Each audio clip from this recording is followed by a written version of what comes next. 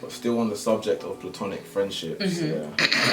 Your husband, boyfriend, person you're seeing, whatever it is, could have, for him, it's a platonic friendship, but then the girl now, it might not be. That happens but with then my friends. he's maybe oblivious to the signs of what she's feeling and seeing. So how do you as a woman now handle that situation?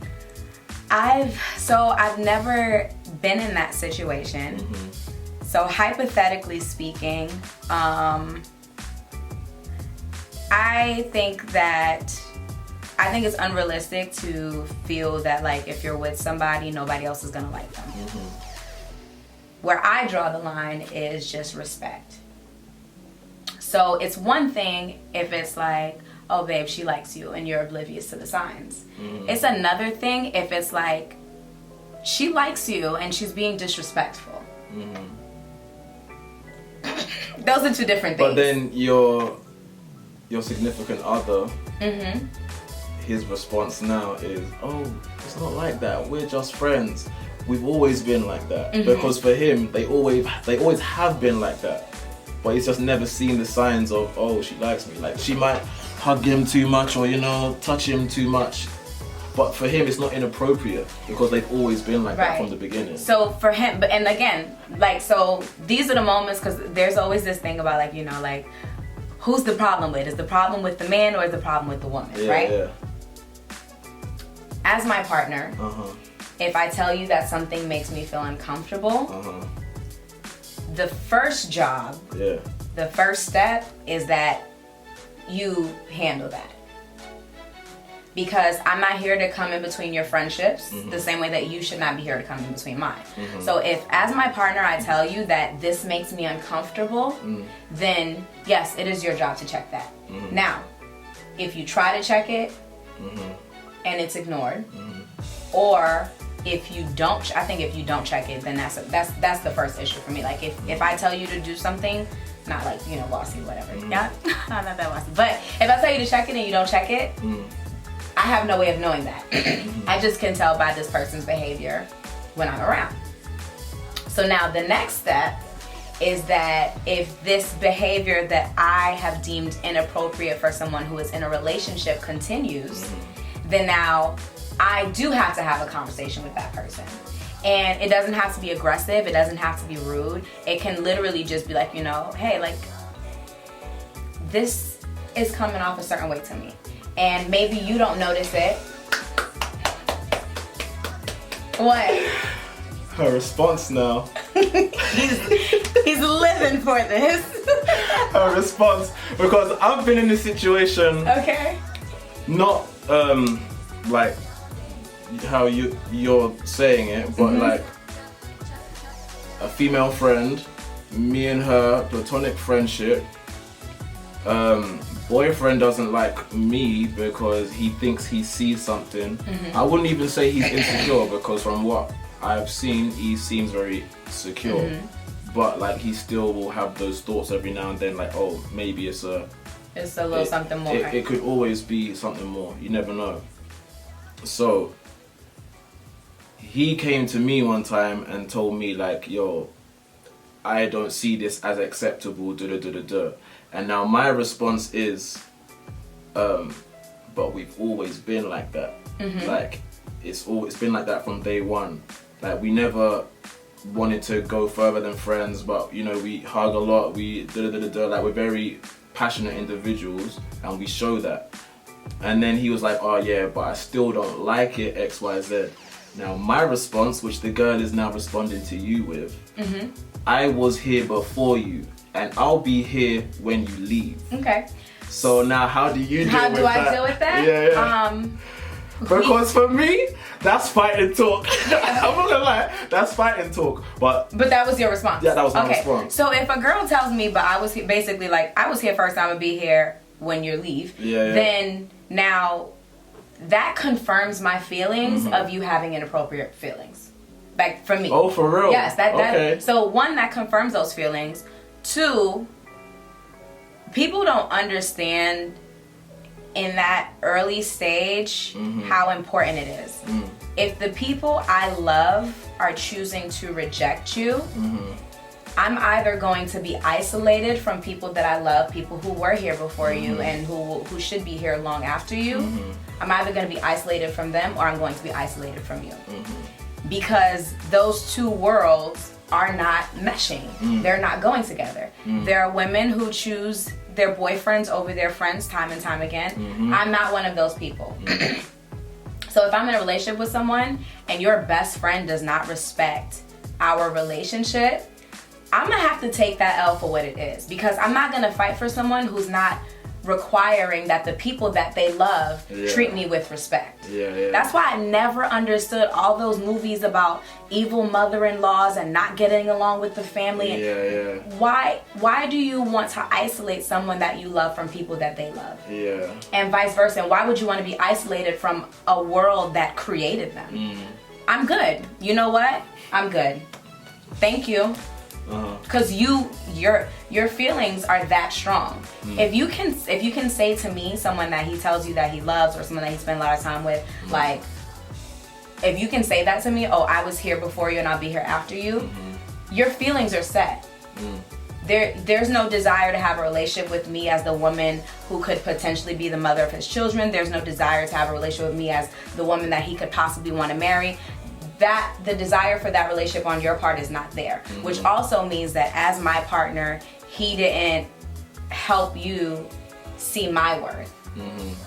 So I don't belong in this world to y'all. I'm good. I'm gonna cry about it.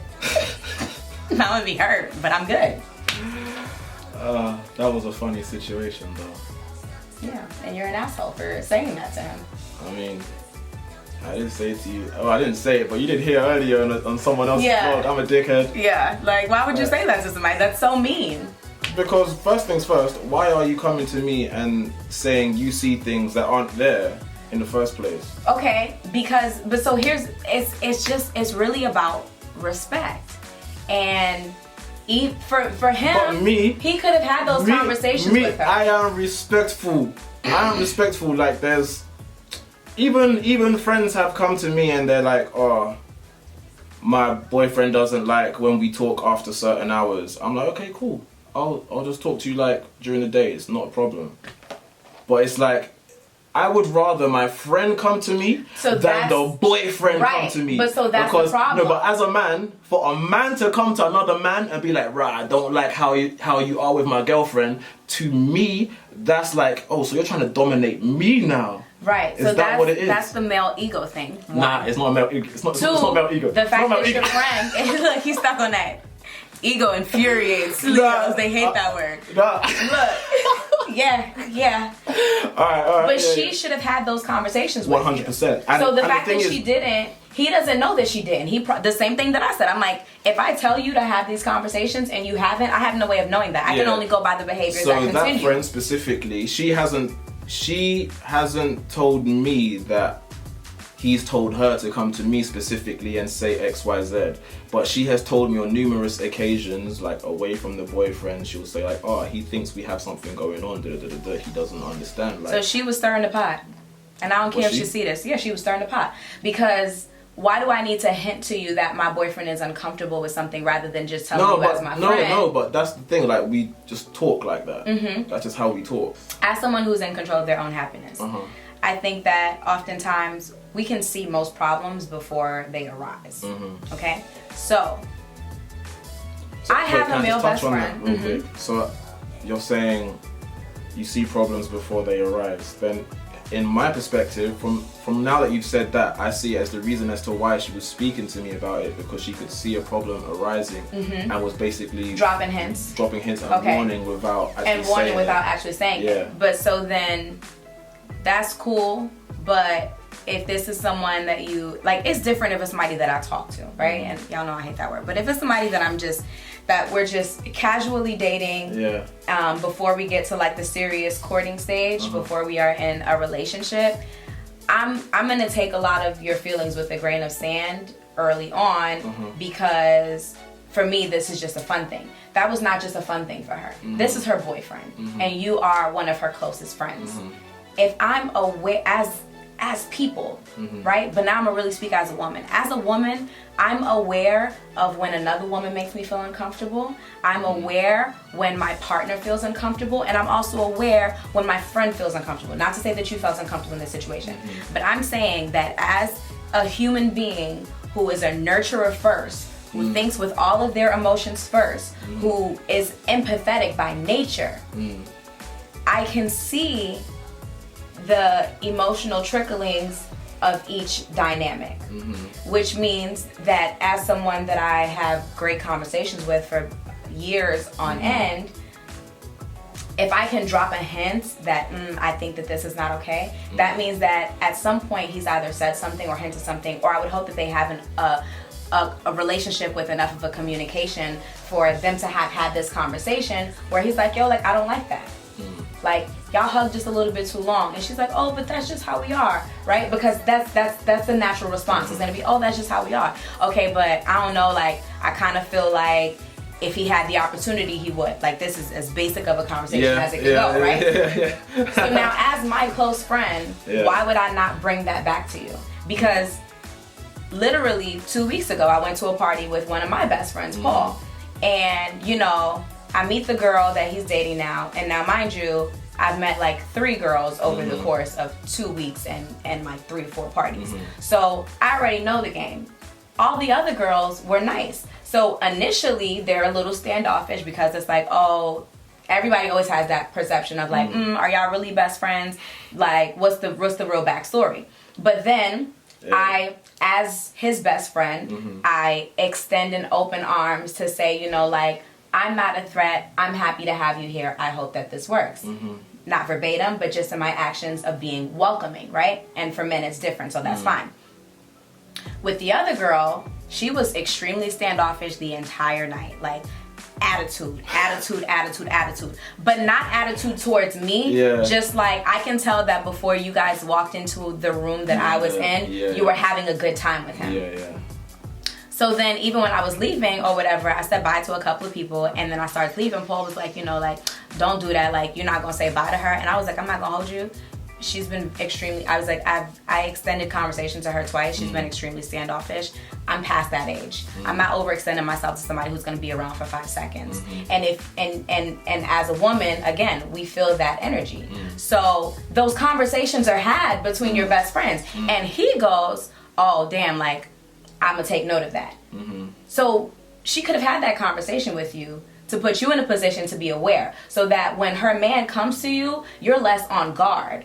Like, it's not an unexpected thing of like, whoa, wait, first of all, calm down, lower your tone. It's you know what, she did say that, maybe I'm not noticing something, and you probably would have responded to it differently. So when I say that she's stirring the pot, I just mean that as the medium in this situation, she could handle it differently. Alright, with the hair flick, alright. Spoke some facts there. That's it.